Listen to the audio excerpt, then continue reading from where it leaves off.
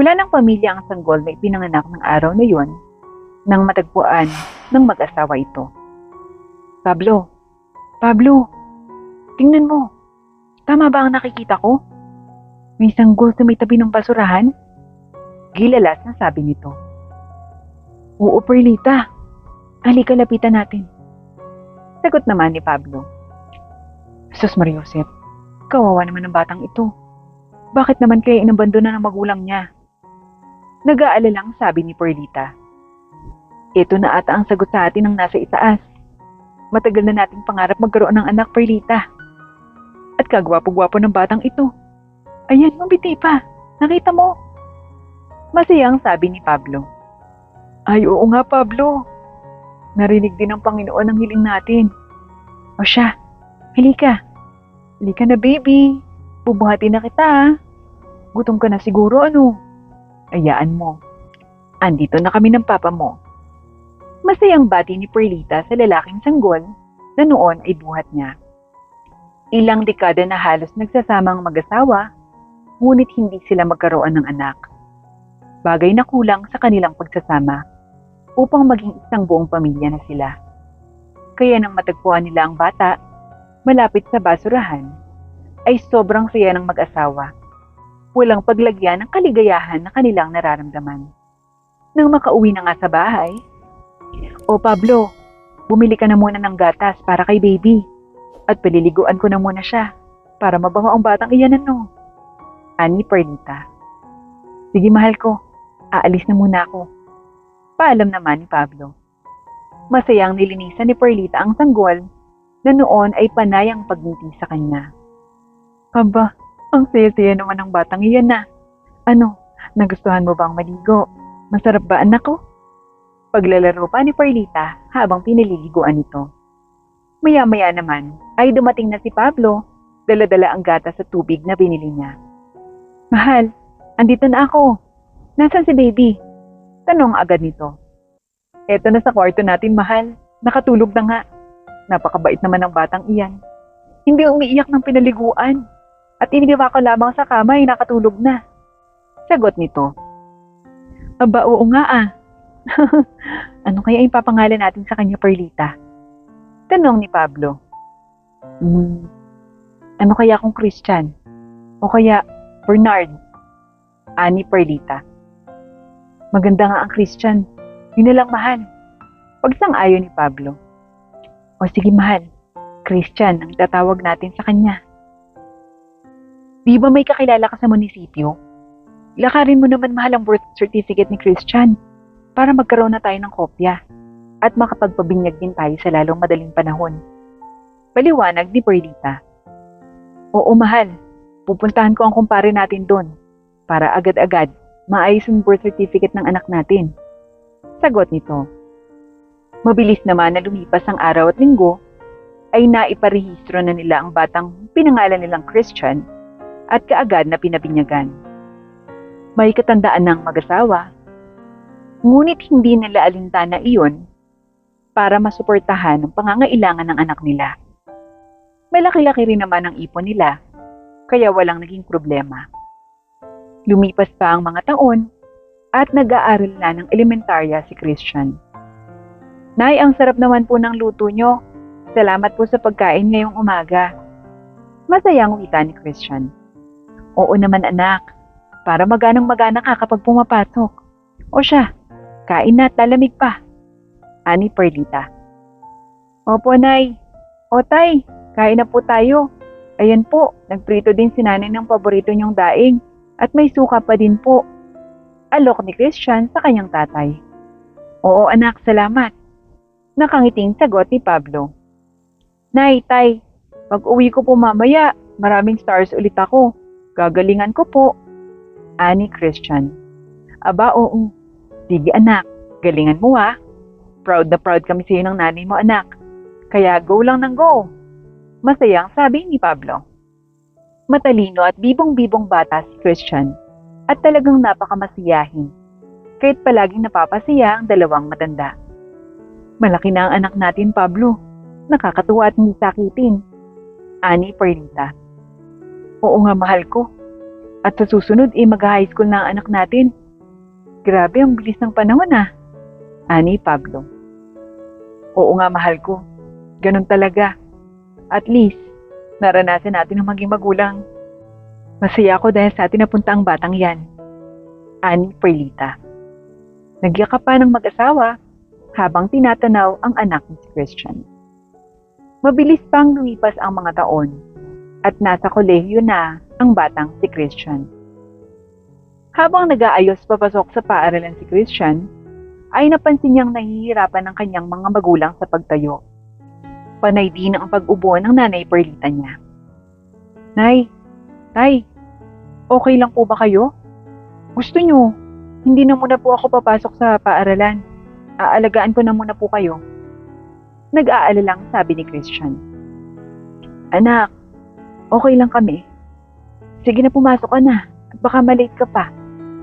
Sagot ng tatay niya. Nung isang linggo ko po kasing napapansin ng pagsakit ng katawan niyo.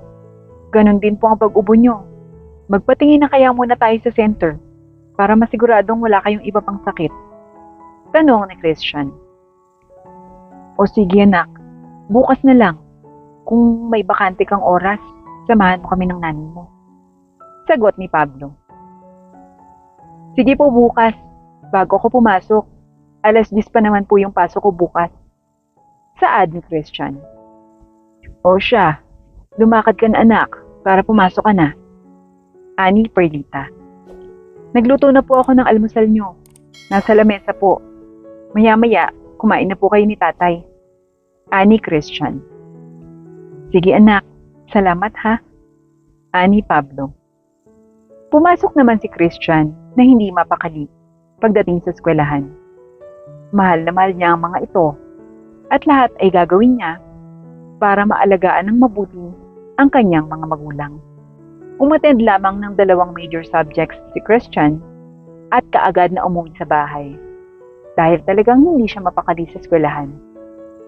Pagdating sa bahay, tumambad sa kanya ang nanay niyang nakahandusay sa sahig habang pinipilit ng tatay niya na itayo ito. Tay, ano pong nangyayari kay nanay? Kaagad na tanong niya. May higa na sana kami. Kaya lang anak, biglang hinimatay ang nanay mo. Malungkot na sabi nito. Tara na po tay, dalhin na natin si nanay sa malapit na ospital. Ani Christian. Dali-dali namang kumuha ng tricycle at sumakay ang tatlo upang madala ng agaran sa ospital ang nanay niya. Habang hinihintay ng magama ang resulta ng mga test, ay nagkamalay naman ang nanay Perlita niya. Oh, anak, asa na tayo? Tanong agad nito. Nay, andito po tayo sa ospital. Nawalan po kayo ng malay kanina. Nag-alala po kami sa inyo ni tatay eh. Malungkot na sagot ni Christian. Anak, pasensya na kayo ng tatay mo at pinag-alala ko pa kayo. Halika nang umuwi at siguradong mahal na yung babayaran natin dito. Ani Perlita. Maya-maya naman ay dumating na ang doktor. Dala-dala ang lab results ng nanay niya. Dok, kumusta po? Tanong agad ni Christian. Base sa mga lab results na ginawa namin, lumalabas na may kidney failure ang nanay mo at kinakailangan na agarang maoperahan sa lalong madaling panahon. Ani doktor. Dok, mga magkano po kaya yung aabutin ng operasyon? Tanong ni Christian. 100,000 halos din ang aabutin niyo. Sagot ng doktor. Sige po dok, pero sa ngayon po, wala pa kaming ganong kalaking pera. May mga gamot po ba na maaaring mainom muna ng nanay ko? Tanong ni Christian. Oo naman iho. Habang wala pa, may mga gamot akong irereseta sa inyo. Sagot naman ng doktor. Sige po dok, ihinaan po muna sa ngayon. Babalik po kami kapag nakaipon na po ako ng ganong kalaking pera. Sagot ni Christian. Sige iho. Paalam ng doktor. Kaagad naman silang umuwi at nakabili ng gamot na paiinom sa nanay niya pansamantala habang wala pang operasyon. Nay, narinig niyo naman po yung sabi ng doktor. Pero wag po kayong mag-alala. Gagaling po kayo. Kailangan lamang na maoperahan kayo. Pagpapaliwanag ni Christian. Anak, kahit hindi na. Matanda na ako. Pwede na ako magpahinga. Sagot naman ng nanay niya. Nay, hindi pwede. Kasama ko po kayong aakyat sa entablado sa darating na graduation ko. Kaya magpalakas kayo ha. Paalala ng kanyang anak. Simula noon, habang nag-aaral si Christian, ay pumapasok siyang crew sa isang fast food chain, habang sa gabi naman, ay pumapasok pa siya sa isang call center. Ilang linggo pa ang lumipas, ay nagtataka na ang dalawang matanda dahil uuwi na lamang halos ang kanilang anak kapag iidlip o di kaya ipagluluto sila ng pagkain. Isang araw naman, ay nagtanong na ang mga ito. O anak, nakauwi ka na pala. Kumain ka na ba? Tanong ng tatay niya. Opo tay, si nanay po, kumusta naman po? Kumain na po ba kayo? Pabalik na tanong ni Christian. Oo anak, halika nga dito sa kwarto anak. May sasabihin kami ng nanay mo. Ani Pablo. Agad namang sumunod sa kwarto si Christian. Mahal ko, narito na ang anak mo. Panggigising naman ni Pablo sa asawa niya. O nay, kumusta na po yung pakiramdam mo? Tanong naman kaagad nito. Okay lang naman ako anak. Ikaw ba, kamusta ka na? Halos maaga kang umaalis at gabi na akong umuwi. Pagkatapos, saglit ka lang namin kumakita. Ani Perlita. Nay, huwag po kayong mag-alala. Wala naman po akong masamang ginagawa. Konting tiis na lang po talaga, Nay. Sagot naman ni Christian. Anak, ano bang pinagkakaabalahan mo? Nagtataka lang naman kami talaga ng tatay mo. Ani Perlita. Nay, para sa inyo po yung ginagawa ko. Konting tiis na lang po. Ipapaalam ko rin po sa inyo. Pero kailangan ko na rin pong umalis. Malilate na po ako, Nay, Tay. Paalam nito. O sige anak, mag-iingat ka ha. Sagot ng nanay niya. Mabilis namang umalis ng bahay si Christian upang pumasok sa fast food bilang crew. At pagkatapos ay papasok sa klase. At sa gabi naman ay papasok sa trabaho sa call center. Halos lahat ay pinagsasabay-sabay niya. Sa isang araw lamang, makumpleto lamang ang 100,000 piso upang madugtungan pa ang buhay ng nanay niya. Kaya't makalipas pa ang ilang linggo, sa wakas ay nakabuo na siya ng halagang kinakailangan at kaagad na dinala sa ospital ang nanay niya. Nay, Tay, magbihis po kayo. Pupunta po tayo ng ospital upang mapaoperahan na si nanay. Sagot ni Christian. Anak, ano? Ospital? Wala naman tayong pera. Sagot ng tatay niya. Nay, Tay, sa totoo po, nag-ipon po ako ng pera. Kaya po, napansin yung bihira na akong umuwi at halos hindi niyo na ako nakikita dito sa bahay. Nagtatrabaho po ako bilang crew sa isang fast food chain at sa call center kapag gabi naman habang pumapasok po ako sa eskwelahan. Ngayon po, nakaipon na po ako ng pera na kailangan sa operasyon ni nanay. Paliwanag ni Christian. Anak, salamat. Hindi ko akalain na gagawin mo yun. Kaya pala sobra kang pagod na pagod kapag umuwi. Pasensya na anak. At ako bilang tatay mo, wala man lang maitulong sa isa ngayon. Ani Pablo, Tay, matanda na po kayo ni nanay. Kaya dapat, ako naman ang mag-alaga sa inyo ni nanay ngayon. Ani Christian. Anak, halika nga dito, payapos ako. Sambit ng nanay niya. Nay, pagkatapos ng operasyon, dapat magpalakas kayo ha. Marami pa tayong gagawin nila tatay. Ani Christian. Anak, maraming salamat. Wala akong masabi kundi napakaswerte namin sa iyo anak. Mahal na mahal kita, kahit ano pang mangyari. Sambit ng nanay niya. Mahal na mahal ko rin po kayo, Nay. kayo ni tatay. Sabay yapos sa dalawang matanda. Mabilis namang naoperahan ang nanay niya dahil na-schedule na ito ng doktor nila at inantay na lamang ang pera na pambayad dito. Dok, kumusta po?